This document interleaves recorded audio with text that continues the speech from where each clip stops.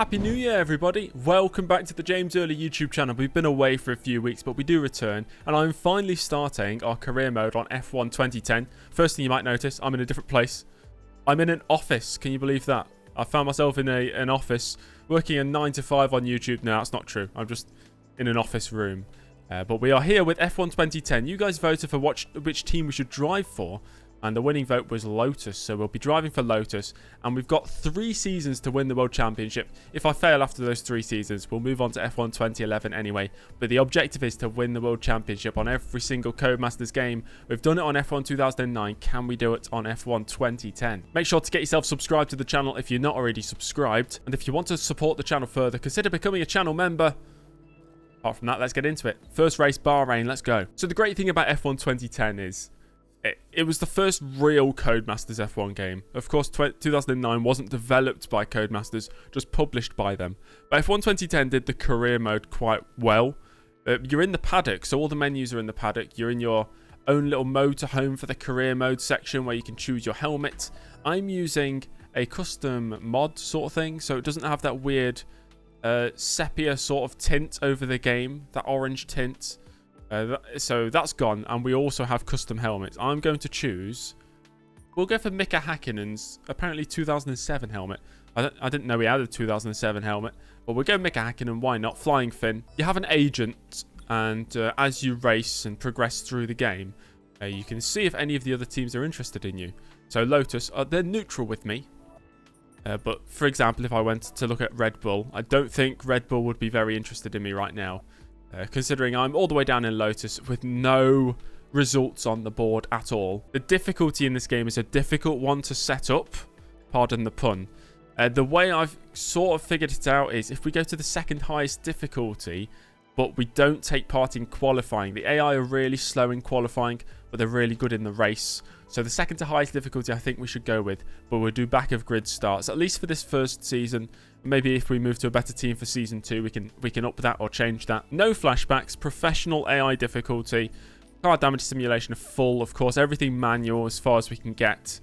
I think we're ready to go into the first race of the season. Maybe we need a bit of practice first. So let's head to practice for the Bahrain Grand Prix, and it's a very weird layout. 50% race distance as well.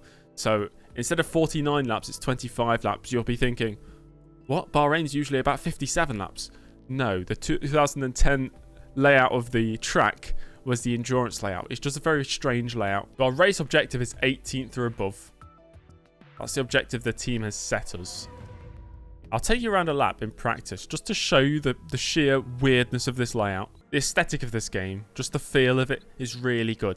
The driving side and the AI side, it leaves a lot to be desired. I actually prefer F1 2009 AI compared to F1 2010, which I know is probably quite a controversial opinion, but the rest of the feel of the game is really nice.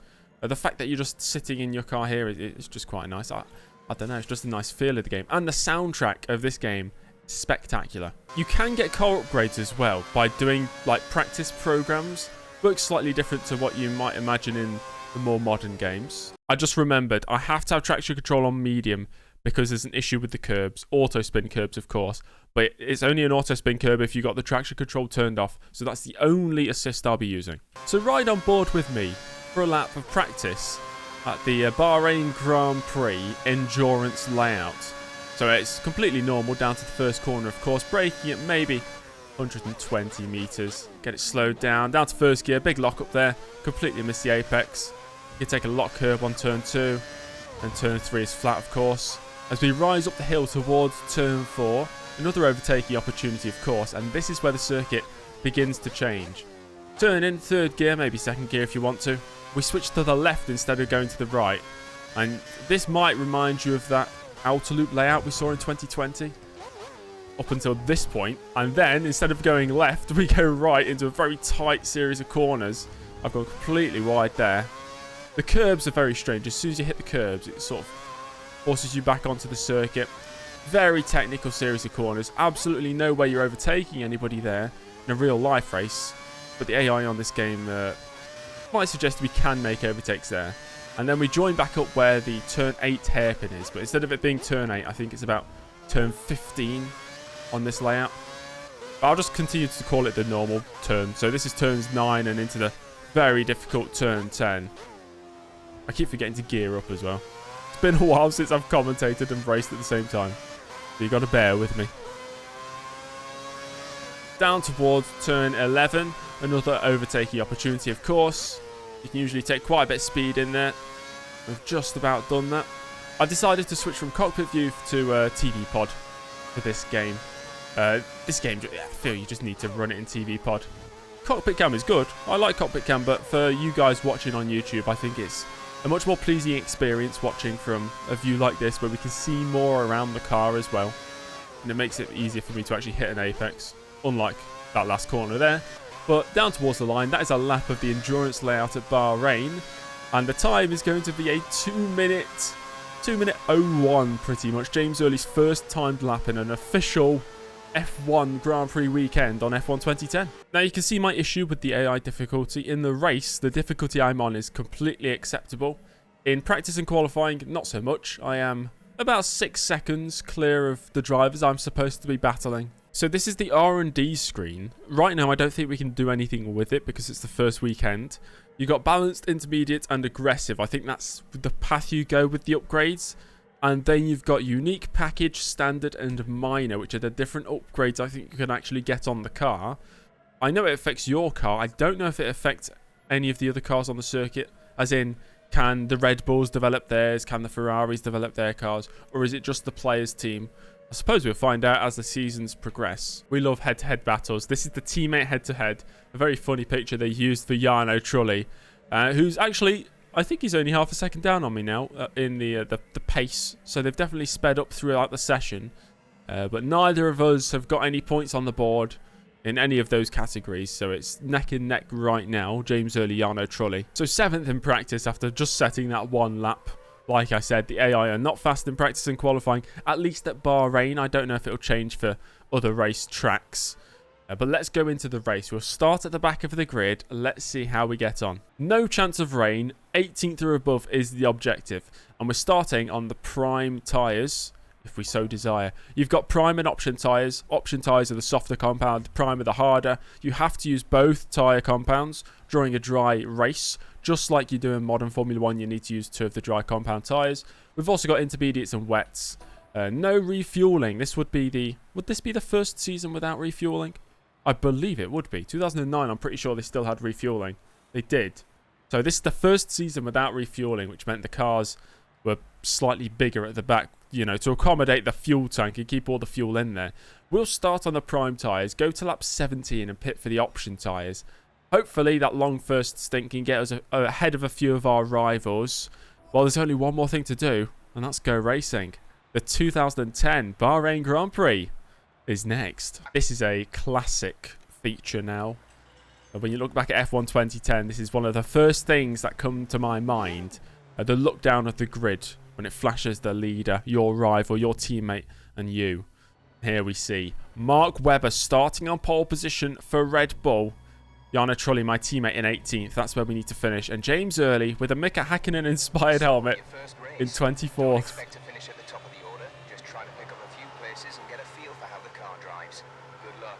The lights are on. And away we go for the first round of 2010. We've got an okay start. Both HRT drivers starting on the option tyres. And they've got a great run down to turn 1. Where's my straight line speed? We'll go to the outside line as there's already contact. The Grassi into the back of Alguersuari. There's a hazard ahead, which was the crash. So the caution flag is out, the yellow flag, and the green flag waves now. We've already gained 3 positions just by taking advantage of the carnage that unfolded there at turn 1. Up the inside of Della Rosa and possibly up the inside of Hulkenberg. Della Rosa holding it around the outside there. The Sauber driver keeping the position for now. And Jarno Trulli pinned to the inside, losing momentum as we head into the technical series of corners. Hulkenberg losing his front wing now. He's run into the back of Alguersuari. And there goes Chandok up the inside. There's somebody out of the race there. I'm not sure who that was. That might have been Hulkenberg, actually. And we've got past my teammate, crucially, and I've been spun around. Have I been spun around? Was that... What the hell happened there? I don't know if that was an auto spin curb. That was an incredible auto spin curb if so. But we've spun around and lost 1 position. A full 360. I think my first New Year's resolution is to not get so annoyed at racing games. So, the usual James Early losing his cool at everything that goes wrong. He's gone. He's a thing of the past, guys. Get used to the new me. Bruno Senna into the pits for HRT then. So we will go up to our target position of 18th. And there's a few drivers out of the race already. So we've started lap 2. That was one hectic first lap. Whoa, almost lost the car. Even with medium traction control, it's still easy to lose the back end. Just need to make sure I don't go across those auto spin curbs. Something tells me the incident on lap 1, where some drivers just stopped on track, I think they've all retired. I have a feeling only 19 drivers are left in this race. Chandok ahead in the HRT has unbelievable pace. He's putting pressure on everybody in the midfield. I don't know where he's getting this pace from. If you guys remember the short-lived series on this channel earlier last year, the Robert Kubica Road to Glory on F1 2010, Chandok finished 9th in the 2010 Bahrain Grand Prix. There's something about HRT in this circuit. Oh, Glock's round. We've had a spinner. Timo Glock round he goes in the Virgin Racing car. So we've gained another position. Tell you what, I was slating the AI before this race started based on my previous experiences of this game in the past year or so. But this race so far has been crazy hectic. Drivers making mistakes left, right and centre, including myself. It's nice to see. Chandok's starting to struggle and he's stuck behind Buemi. And they're on the softer compound of tyres as well. Jeff telling me to consider pitting early so these cars don't hold me up. Which is a brave strategy call considering I'm driving a Lotus. In real life, of course, many of the cars on the grid had KERS. I don't think KERS is a feature in this game though, which is surprising considering it was a feature in F1 2009. Getting real close to Chandok on the braking into turn 1. We're on lap 5 now, so after this lap complete, we'll be 20% of the way through this race. And here's the run we were waiting for to the inside of Chandok for turn 4. Under braking. I think we've got it. He's still on the outside. He's going to have to back out of that one. We've taken the position up to 16th. Next up, Sebastian Buemi in the Toro Rosso. Buemi didn't have the most successful F1 career of all time. I think he's most known for that incident at the 2011 Chinese Grand Prix, under braking into the big hairpin where his tyres just popped off his car. It was a memorable moment, I'd say. But most known for in motorsport, of course, he's had success in World Endurance Championship with Toyota as well as huge success in Formula E. So he's definitely one of those drivers who actually saw their best motorsport moments outside of Formula 1. I don't know what's going on here. We've got about 9 drivers in front, just battling away, holding each other up. And it's giving poor little Lotus driver James Early a chance at the big time. Oh, to the inside of Buemi. I'll take it. That was an opportune move, but he broke quite early into turn 1. The concertina effect really holding him up. And we took that place up to 15th now.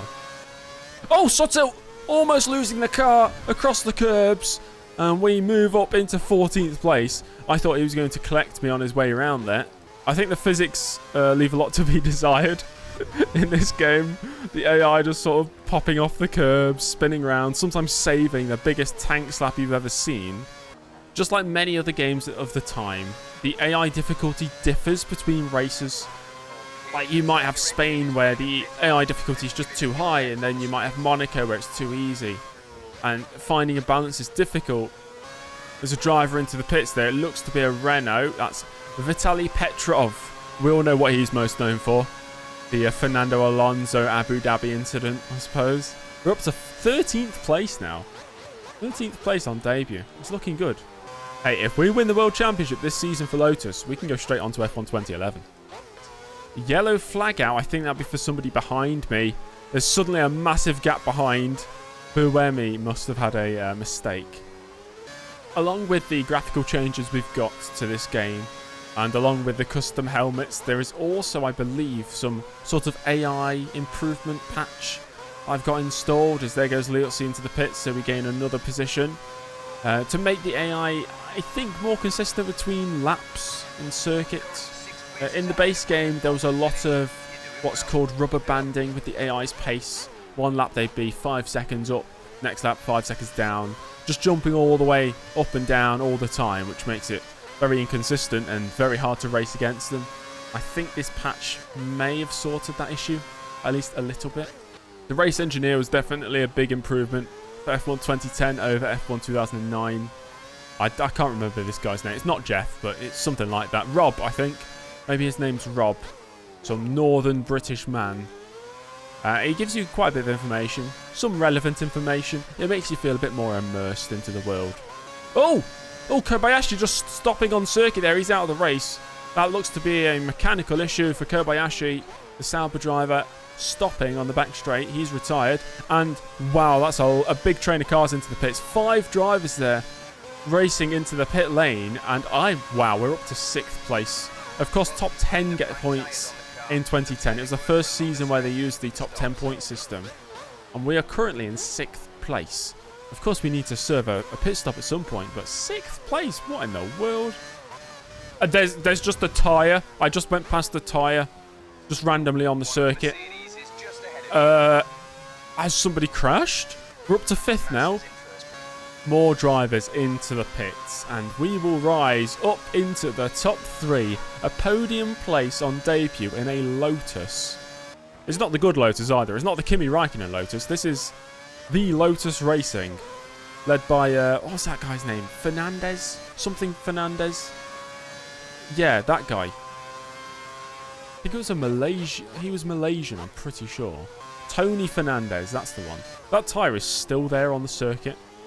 The marshals have not managed to recover it, unless somebody else has crashed as well. We're still in 3rd place. I don't think anybody else has crashed. But right now it's a Brazilian 1-2. Felipe Massa leads the Williams of Rubens Barrichello, who at the end of 2008 was considering retirement apparently. And this is the rubber banding I'm talking about. Buemi, last lap, was 5 seconds behind. He's now right behind my gearbox. I don't know where this pace has come from, but Buemi shaping up a move to the inside. He thinks better of it for now, but it's only a matter of time before the Swiss driver can find his way past. One of the big drawbacks of especially the early game Codemasters AI was their inability to overtake. Straight up, they struggle to overtake the player, especially. So Buemi just got a massive run on me down the main straight, but he didn't even pull out of the slipstream to overtake. He just slowed down and stayed behind me. Which, I don't know, it must have been a very hard thing to code at the time, but games before that have done it quite well. I'm not saying F1 Challenge is great AI, but at least they do pull out of the slipstream to try and make moves. Especially these early Codemasters games, though, up until about 2015, I'd say. They really struggle to overtake. Oh, and round we go. That's an auto spin curb. Buemi does manage to get past. Yellow flag's out for me. And we've lost our beautiful podium position. The tyres are looking quite worse for wear. Look at that front left. It's taking a beating now. Oh, and Buemi into the pits. So he had a 3rd place for half a lap. And we are now back into 3rd place. Mark Webber currently only a 2nd behind me. So he'll be trying to get past soon. Oh, Webber's got a great run there. He's side by side. I think he's just edging ahead towards turn 10. I have the inside line though. Side by side at the apex. Webber's still on the outside and he's taken that. Nice move there from Mark Webber. Just capitalising on a slight mistake I made into the turn 8 hairpin. Now I have Nico Rosberg's Mercedes behind. And you'll see what I mean by the AI just not pulling out of the slipstream. Rosberg, he's got so much more straight line speed than me, but he just doesn't want to make a move down towards turn 1. And Rosberg's just made a mistake. I think he's just spun. And that's distracted me as I was looking at the minimap. Rosberg has spun. He was under no pressure whatsoever. Barrichello went into the pits, so he's now behind me. So we're back up to 3rd, but for how much longer, I'm not sure. We're still trying to get to lap 17 before pitting. Oh, you've done it again, the exact same corner. This time, I sort of saved it. It was a half spin. But now I've got 2 cars right on my backside. It's Rosberg and Barrichello. And Barrichello's gone for it, under braking into turn 4. It was a half move, really, and he's still behind. Oh, he's gone for it into the final corner. Barrichello, a late send. He's lost his front wing. Rosberg and Schumacher, the 2 Mercedes, go through. So Barrichello into the pits. I've got a little bit of damage, and we've lost a few positions. But apart from that, everything seems to be okay. Oh, almost spinning again. These curbs really start to catch me out more and more as the laps tick down. This race has well and truly thrown the form book out the window.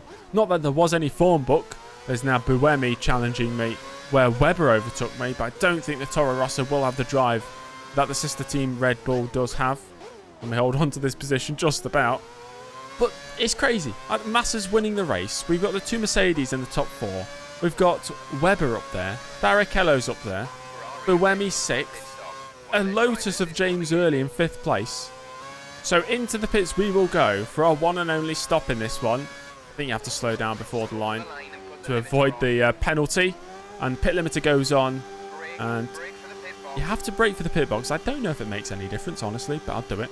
I'll slow down, lock the tyres coming into the pits, and stop on the marks. The new tyres going on, the option tyres, fresh. And we're ready to go. 4.8, not too bad. And we are going to rejoin, can you believe it, in 6th place, ahead of 7th place Timo Glock. What is going on in this race? I'm pretty certain Bahrain is just broken in this game. Because every time I race this track, or this race, there's always a weird result. I don't know if you can tell on the camera or the webcam how dark it's starting to look. It's midday, right? It is just turned afternoon where I am. And it's getting dark outside. It's so dark. Just a handful of laps left now, and it's, well, we're just on our own, really.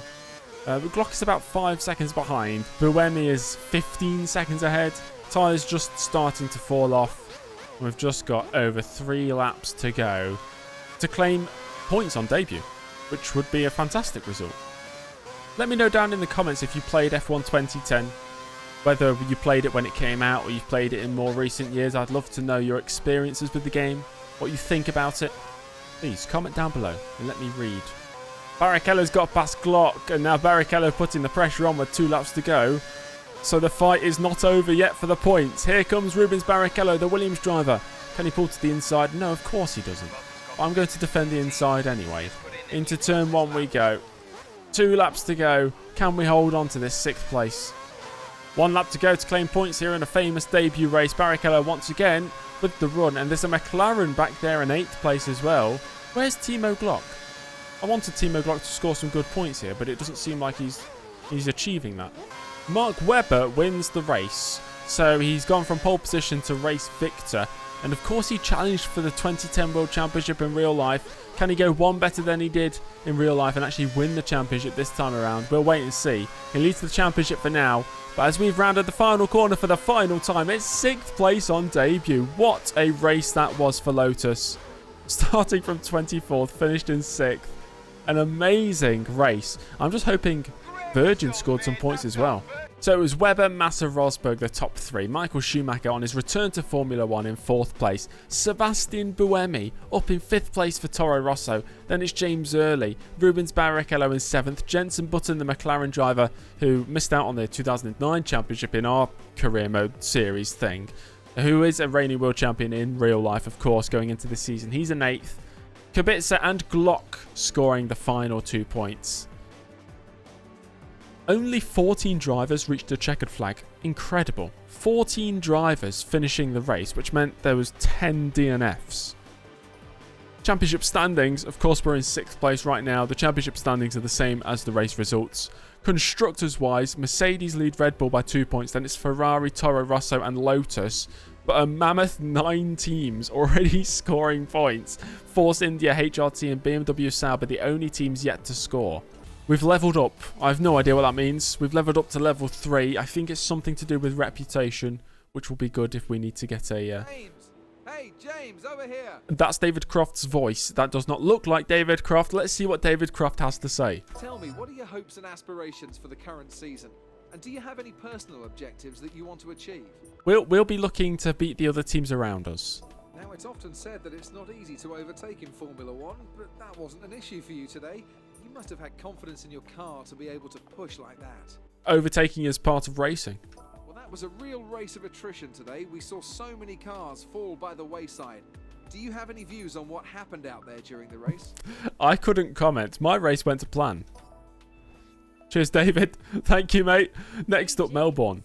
Nice driving. A points finish. very good.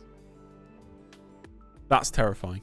Well, thank you everybody for joining me on this adventure, the start of a great series, I hope. Remember, we've got a maximum of 3 seasons to win the World Championship. If we fail to do it in 3 seasons, we just move on to F1 2011 and we'll consider 2010 a failure. But if we win the World Championship, we can consider it a success. Make sure to give the video a like. Comment down below if you've played F1 2010, what your thoughts are on the game, and subscribe to the channel if you're not already subscribed. And join the pit crew. Become a channel member if you want to support me further. I hope you all have had a great New Year's and whatever. I hope you also had a great Christmas. If you celebrate Christmas, the New Year, new me. James Early. Kicking off in 2024. I don't know what I'm talking about at this point. I'll see you in the next one. Goodbye.